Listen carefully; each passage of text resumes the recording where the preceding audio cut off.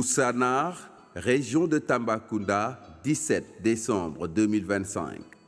Dans cette commune de la région de Tambacounda, l'espoir et la satisfaction se lisent sur les visages des femmes et des personnes âgées réunis pour une session de formation en compétences de vie et en micro-entrepreneuriat.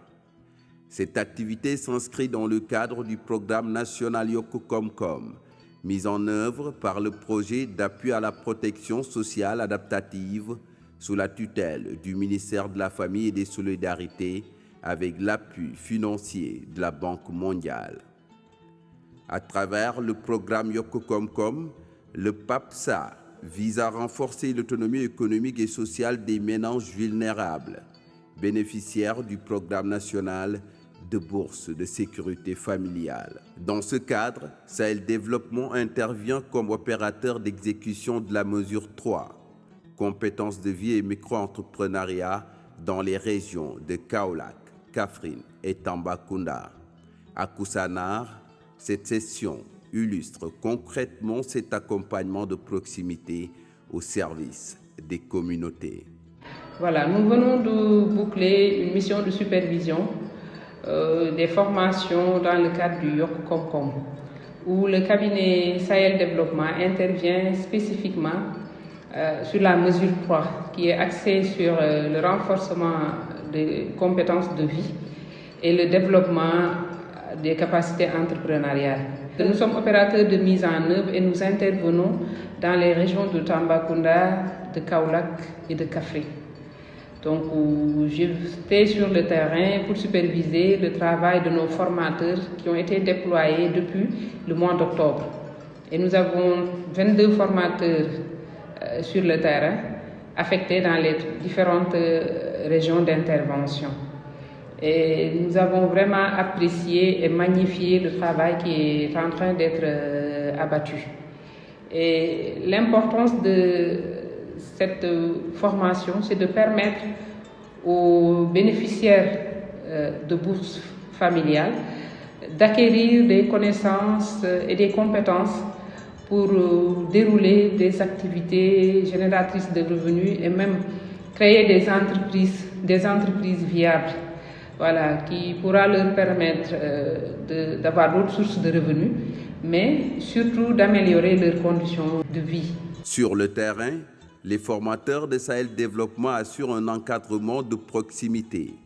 fondé sur une pédagogie participative et accessible, adaptée aux réalités locales et à des publics majoritairement peu ou non lettrés. Femmes et personnes âgées, principalement cibles de cette session à Koussanar, saluent la pertinence du programme et la qualité des formations reçues. Projet bi ñu ko gisee de xanaa baax ndaxte projet bi ñëw na dama naan si heure bu mu war a ñëw parce que ñëw na jël jigéen ñi boole leen di leen former ëllëg naka la ñuy mën a waxee ëllëg naka la ñuy mën a buñ amee seen koom-koom naka la ñuy mën a liggéeyee naka la ñuy mën a booloo ba mën a fajal seen bopp seen suuf. ndax boo xoolee depuis ñu commencé formation bi jàng nañ ci lu bëri nit ki da ngay gëm sa bopp ci li nga nekk da nga koy gëm boo ko gëmee da nga ciy réussir.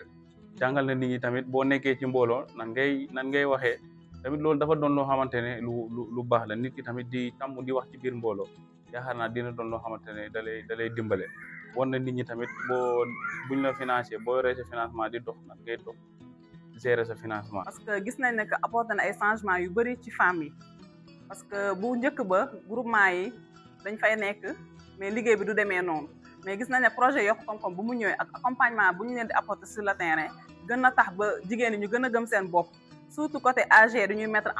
en place gën na tax ba jigéen ñi gën a fonk lu ñuy liggéey gën a maîtriser lu ñuy def. que projet bi bu mu ñëwee jigéen yu bëri vraiment